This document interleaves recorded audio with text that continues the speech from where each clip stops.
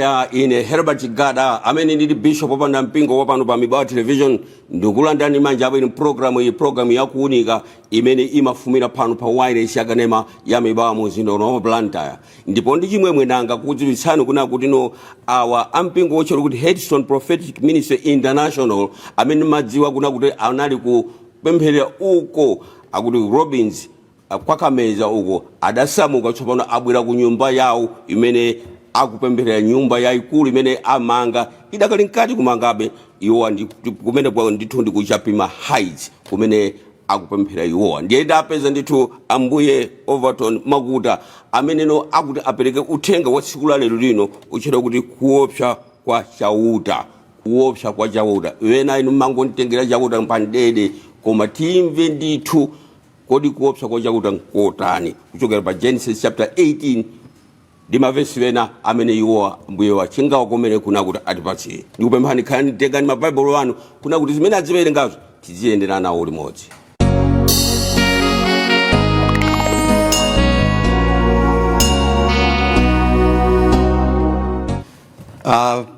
Tikubwera ndi uthenga nthawi ino mpulogalamu imeneyi umene mutu wake uli kuopsa kwa Yehova, chauta na malenga. Tikati Yehova mukudziwa inuyo kuti ndiye mwe uja mwini zonse amachita kwa Ayuda komanso analenga zonse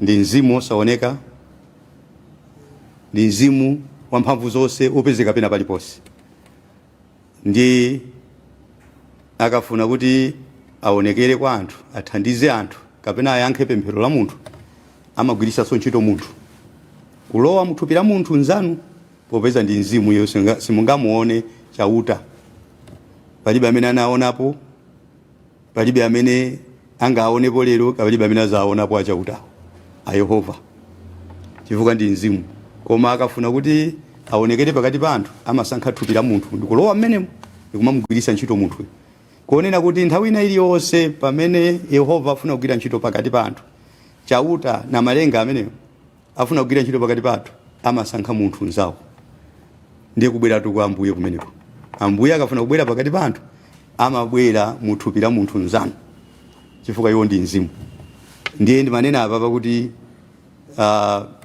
pokhala iwo ni mzimu akafuna kuti abwere kwa inu ayankhe pemphero lanu amasankha thupi la munthu ngati inuyo wooneka ndikuza kuyankhani kapena kuza kupasani chosowa chanu. Nditenga reference kapena nditenga mo cholozapo kuchokera ku buku la Genesis chapter 18 kuyambira verse 1 mmene ambuye amene ali Yehova na malenga anabwerera kwa Abraham.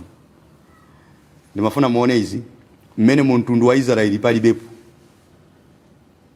mmene mtundu wa Israeli palibe koma anthu analipo chifukwa Israeli anachokera mwa chizukulu cha Abraham amene anali Yakobo kenako anasinthidwa zina kwa Israeli ndi mtundu wa Israeli uja nthawi imene Abrahamu analipo mbuyomo Israeli palibepo.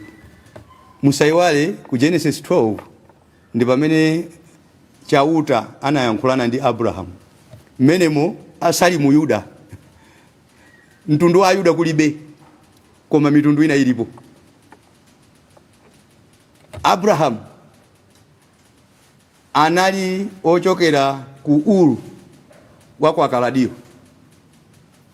the Ur of Chaldeans.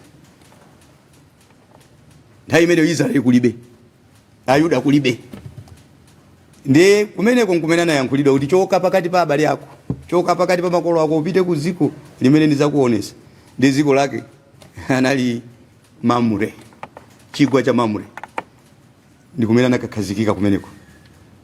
Ndiye mafuna ndikuoneseni apa tikati Jehova si chiyankhulo chathu cha Malawi ngakhale timayikapo kuti Yehova ngati chichewa iyayi chichewa ndina malenga kapena chauta ndiye chichewa.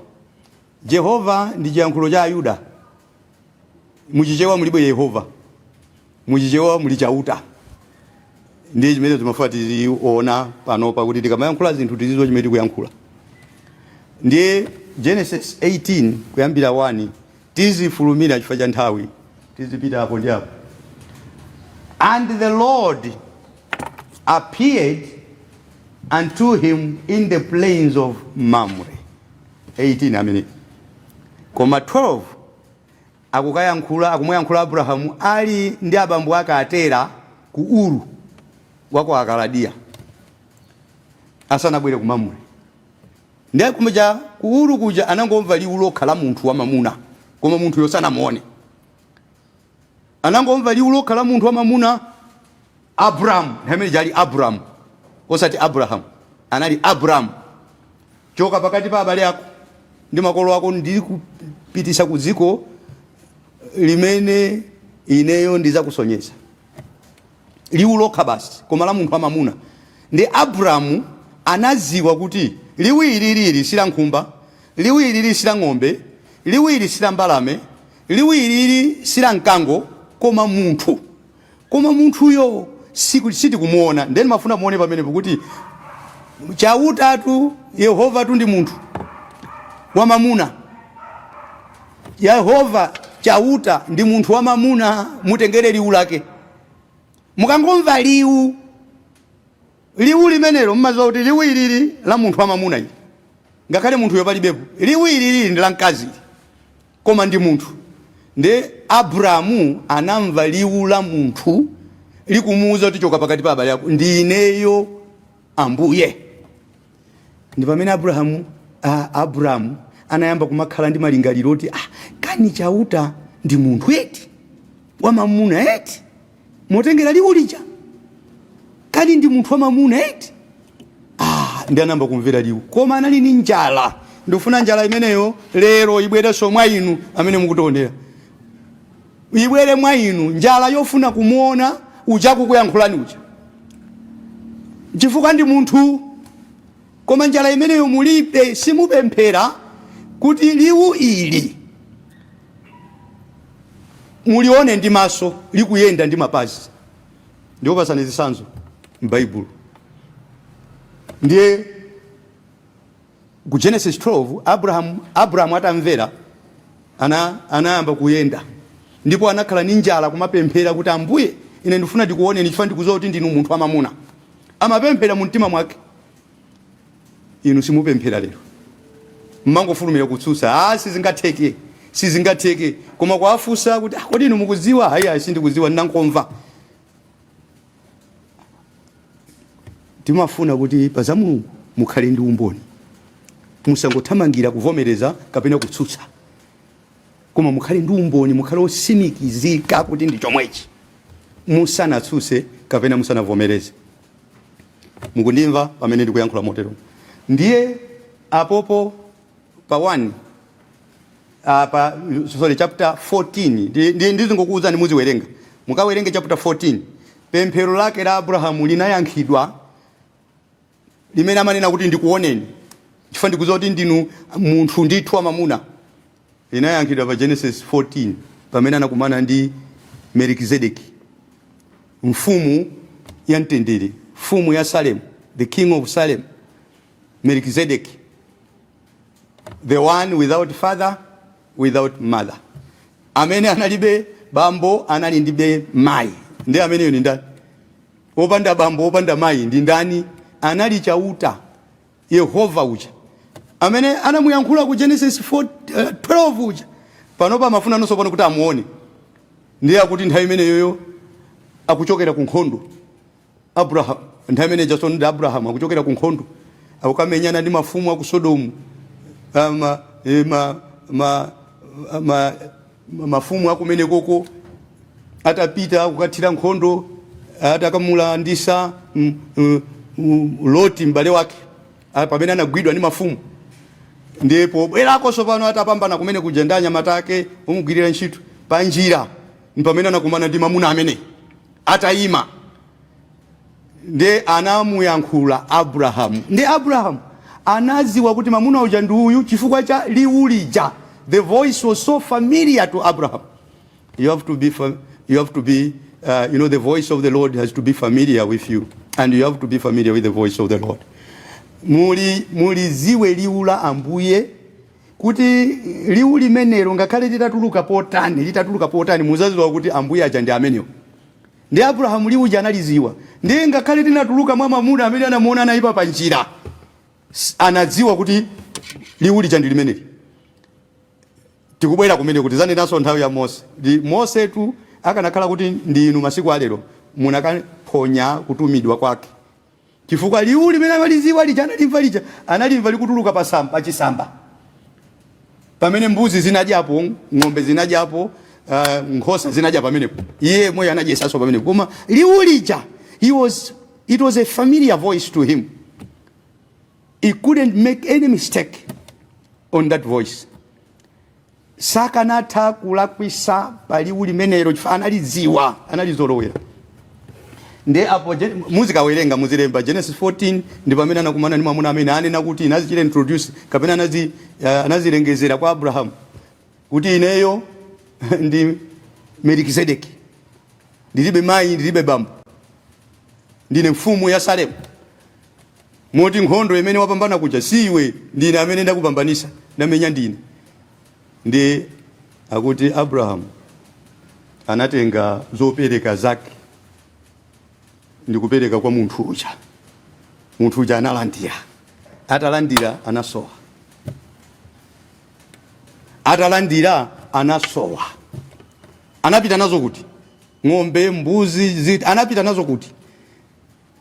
Anadabwa Abrahamu kupita ku nyumba kwake, mbuzi mmene zikuyiswanirana, ng'ombe mmene zikuswanirana, kuposa mmene zimakhalira zimasoya mbuyo monsemu. Chauta wateka zomwe zija anampasa zija wakazisiyaso ukazibwezera kwa Abrahamu koma munjira yake ya chilengedwe. Moti inuyo mukachita chabwino kwa Yehova simuna tayepo kanthu chifukwa ama kubwezerani munjira yake. Muzangodabwa kuti mukangochita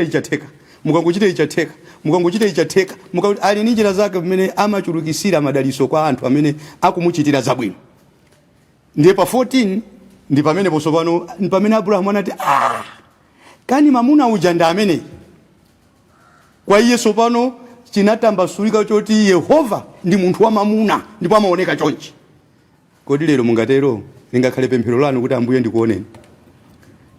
Ambuye ndimamva za inu, ndawerengapo mochuluka, koma mungandionekere. Muona mtima osati moyesaya zichitika. Chisanzo Yakobo anakumana naye mwamuna amene inagwirana naye. Chisanzo china Mose anakumana naye mwamuna. Mose atatumidwa ndikuona ukulu wake wali uli menelo, anaziwa kuti chauta akundituma amene ina malengayi ndi munthu wa mamuna ndithu, liwiri lini la munthu wa mamuna okhwima bwinobwino. Koma anapemphera kuti Ambuye ndingakuoneni. Exodo amene Ambuye ndingakuoneni. Mungakhale ni njala imeneyo lero, mutaona ukulu wake wa Ambuye, mutaona madaliso ochuluka, mutaona ntchito zake zapamwamba, mungakhale ndi pemphera kuti Ambuye ndingakuoneni, mundione. Lero zikutivuta chifukwa choti sitikupemphera kuti Ambuye ationekere. Osati mwa ma illusions, kapena mwa zimubwebwe, kapena mwa kuoneka mwa Mungu tengeka, kapena mwa chimbuzi.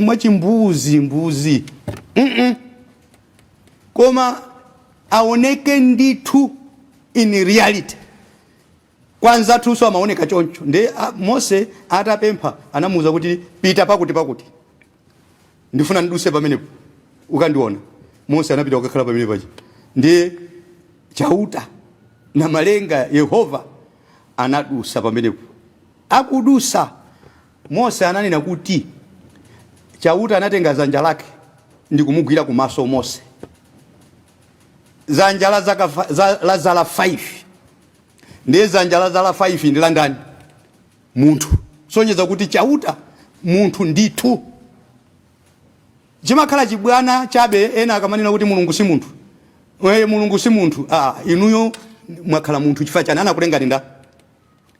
Ndiye ngati okulengani si munthu, inu mwakhala bwanji munthu pota nene anakulengani mofanana ndi iye ndendende ndiye kuti ngati ali ni mutu inunso muli ni ngati muli ni mutu Yesu ali ni mutu chifukwa anakupangani inu kuchokera moziyang'anira yekha ndizi makhala chibwana chabe kusazama ndi za Mulungu pomanena kuti Mulungu si munthu Mulungu sangakhale munthu sizingatheke oyamba atu ndi inuyo ndipo ndiye ndisoka lopya mupemphere kwambiri kuti minyama ndi masoka amenewo ndi temberero limene likuchokereni chifukwa mbuyo monsemu mukamawerenga Baibulo Mulungu wakhala ali munthu zisanzo ndizidi kupasani ndiye lero mwalozedwa cha mtundu wanji wakulozani ndani oti muzikakana kuti okulengani inu si munthu ndi mwano waukulu pamaso pa okulengani chifukwa inuyo mmene mukuonekeramo ndi mmenenso akuonekera ndendende akafuna kubwera pakati pa anthu Mose chinali chimodzimodzi anali Mulungu pakati pa Israeli ku Igupto Abraham anali Mulungu pakati pa anthu Mesiya amene anali Mulungu pakati pa anthu taganizani amadya chakudya kumvanso kupweteka mutu kulira ndi mutu Mesiya koma ali Mulungutu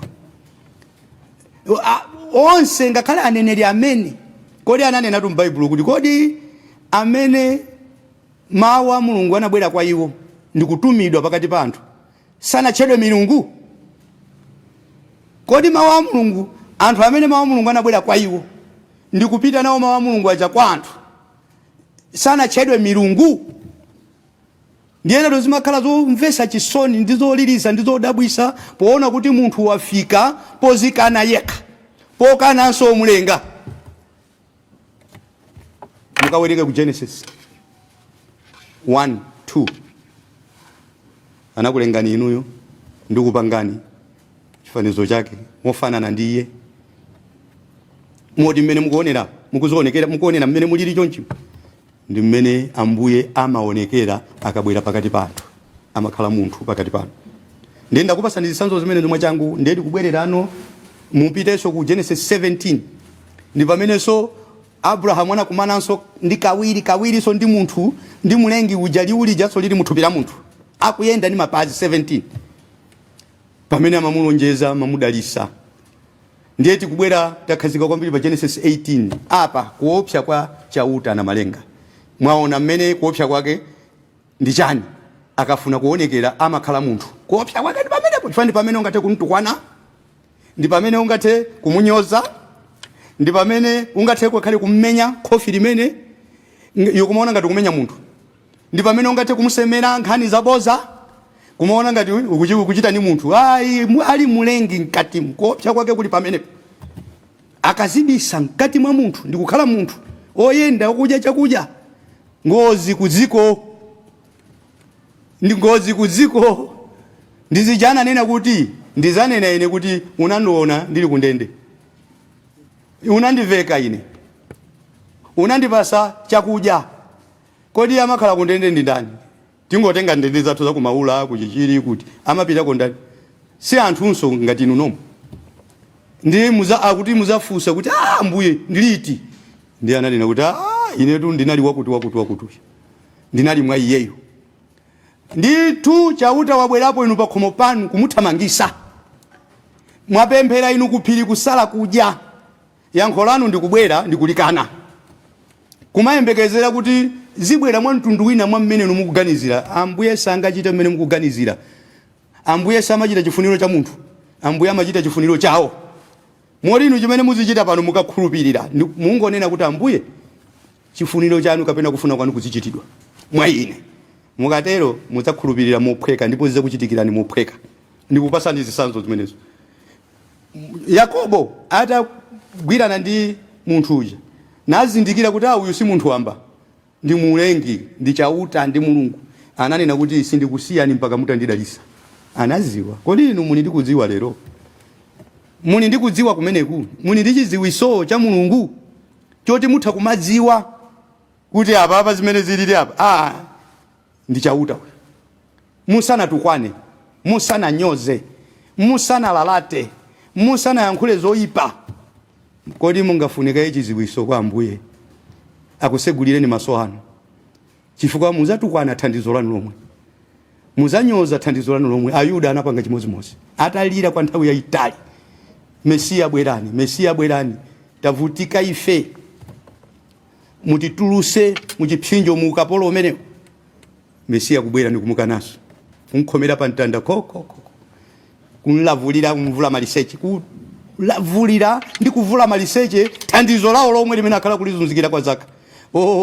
Musatero, musatero, chifukwa history repeats itself. Mbiri yakale imazibwereza yokha. Kulibe cha chilendo chimene chinalipo chikhalaponso, koma mwina chimangosiyana machitidwe. Muthupi achitira muti. Tisamale kwambiri, tisakhale oziwa kuyankhula, tisakhale otamika ndi kuyankhula. Khalani otamika pokhulupirira ndi kupemphera. Khalani oziwika ndi chikhulupiriro ndi chikondi pakati panu. Musatchuke ndi zinthu zoyipa, tchukani ndi zinthu zabwino. Popeza Yehova chauta sayang'ana nkhope ya munthu akamafuna kuchita zinthu, iye amayang'ana chifuniro chake. Zitha kukhala motere kuti mwalira nthawi yayitali, mwapemphera, mwapita m'mapiri, mwasala kudya, Ambuye kubwera ndi yankho, inu osaziwa ndi kukana, kapena ndi kuthiranso madzi amene amoto kumuthira Mulungu wanu. Mukuganizira kuti Mulungu ameneka akhale chonchi, Mulungu ameneka akhale chonchi, Mulungu ameneka akhale chonchi. Kodi zijatu anaphonya Ayuda ikhale chisanzo pakati panu, kuti atabweranso kwa inu pakati panu mwa mtundu wanu simuphonya. Anzanu anaphonya kumvula maliseche, kumunamizira, kubweretsa mboni zabodza, cholinga choti basa amuphe basi, kupha thandizo lawo lomwe, kupha mayankho awo omwe, kupha moyo wawo. Lero zisakhale choncho pakati panu. Ine ndikukhulupirira kuti inuyo kupemphera mwakhala mukupemphera kuti Mulungu Atate akuyankheni, atumizanso munthu ngati inuyo. Ngati muli munthu okuda m'Malawi, abwerenso ndi m'Malawi. Ngati muli mfirika, abwerenso ndi mfirika. Ngati ali azungu, abwerakonso mzungu. Amatuma, amabwera kwa anthu mtundu umenewu molingana ni mtundu umenewu. Ine ndikukhulupirira kuti nthawi yopambana kwambiri imene Ambuye afuna achite ndi miyoyo yanu, Ambuye afuna asinthe miyoyo yanu, chifukwa nthawi ndi yatha. Uku ndiye kuopsa kwa Yehova, kuopsa kwa Ambuye, kuopsa kwa chauta na malenga. Atha kubwera pakati panu inu osaziwa. Mwakuona kuopsako? Atha kubwera pakati panu, kubwera nyumba mwanu ndikupempha chakudya inu kukaniza, ndikuntukwananso, kupempha madzi kukana. Osaziwa kuti mukana yankho lanu. Nzanu Abrahamu anadziwa kumene yankho lake likanachokera, anadziwa kumene madalitso ake akanachokera. Akuti mutawerenga, akuti ataona amuna atatu akubwera, iye anathamanga kuchokera pa khonde pa mtengo wa pa nyumba yake, ndikuthamanga kukaona amunacha. Ndipo akuti anazindikira mmodzi wa iwo kuti ndiye mwe uja anandiyankhula pa Genesis 12. Liuloka koma sinamve, liuli ndilo mamuna ake nda amene uja. Ndiye mweyo amene anandiyankhula, ndinakumana naye pa Genesis 14. Ndiye mweyo amene ndinakumana naye pa Genesis 17. Ndiye mweyo mamuna wake wabwera pa Genesis 18. Kodi inu mukudikirira chani? Mukudikirira chani lero? Muzakhala ndi choyankhula cha mtundu wanji? Kodi Ambuye azanena kuti ndinabweratu koma unandikana, ndinabweresa yankho lako koma unandithamangisa, koma unaninyoza, unandilalatira, unandilemba ma social media mondinyoza. Kodi inu pamene mwakhalapo mwina thandizo lanu linabwera kalikale, yankho lanu linabwera kalikale, zaka zapitazo munayikana. Yankho lanu mwina linabwera mwezi watha munalikana, osadziwa. Ndiye kuopsa kwa chauta ndi kumeneko, kuopsa kwa Yehova ndi kumeneko, kuti amabwera mozizimbaisa, kuzichepesa ndi kukhala munthu ngati inuyo, ndi kubwera pakati panu ni mayankho inuyo osadziwa ndi kukana.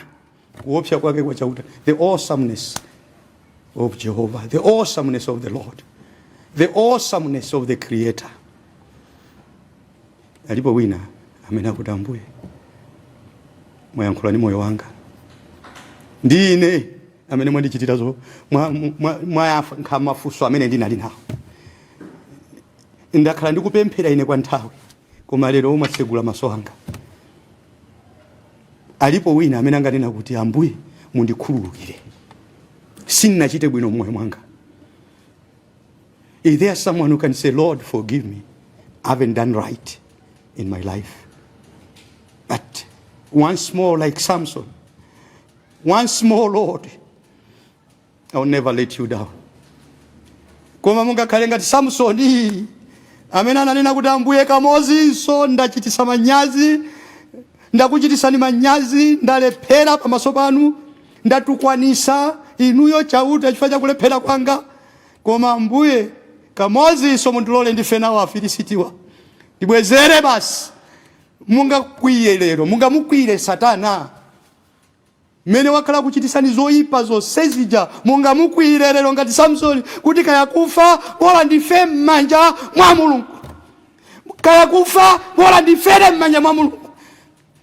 Koma asapitirire Satanayo kunyoza chauta na malenga Yehova chifukwa cha kufoka kwanga. Ambuye lolani kuti mubwezere kwa Afilisitiwa kuzera somwa ine, ndigwiriseni ntchito ine ndemwe kuti anthu ena apeze chisomo, komanso anthu ena aone ukulu wanu.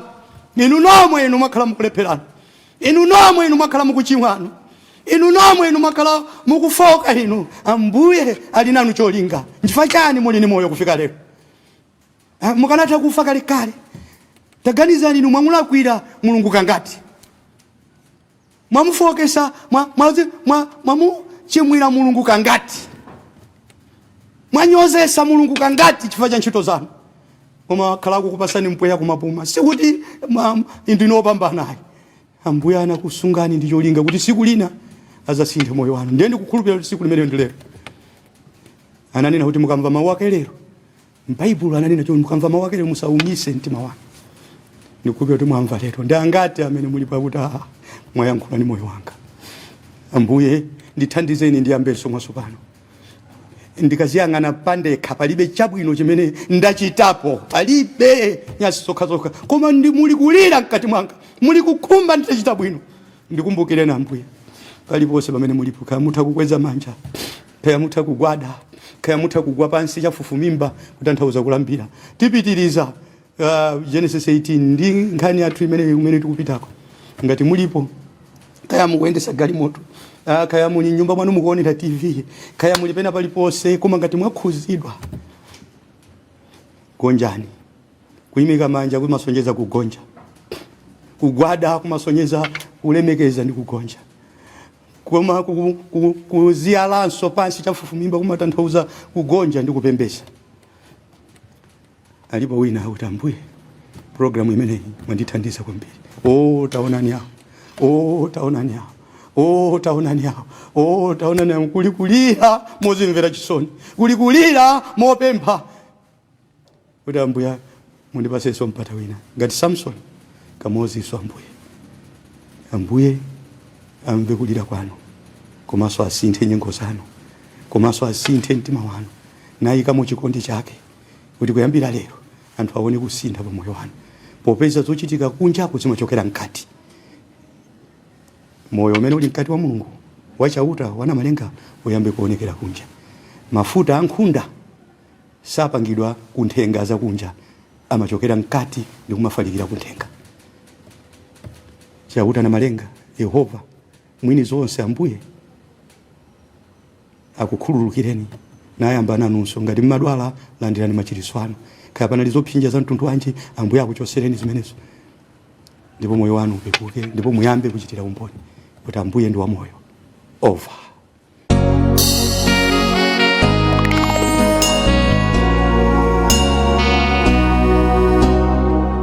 Awo amene atipatsira uthenga pamutu wotchedwa kuti kuopsa kwa chauta ndiwo Ambuye Overton Makuta amene ali founder wa utumiki otchedwa kuti Hedson Prophetic Ministry International, amene akupezeka muzino wa Blantyre ngati kulikulu kwawo kuchapema Heights, kumene angosamukira kumene kumalo wawo tsopano. Ndikukhulupirira kuti mwatulapo ziwiri zitatu zimene iwowa atifotokozera. Bwanji mudzakhale pomwe posabata amawa pamene sonja kutengerani sudera lina. Ine tu Herbert Chigada pamodzi ndi nzanga Chikondi Shava amene tidachita kubwera kuno kuchapema Heights kuna kuti tidzatenga uthenga umenewu. Pitiza ngone ama program ena opambana ndipo Yehova Mulungu odzodalitsa akadalitse inu pamodzi ndine ndemwe. Salani bwino.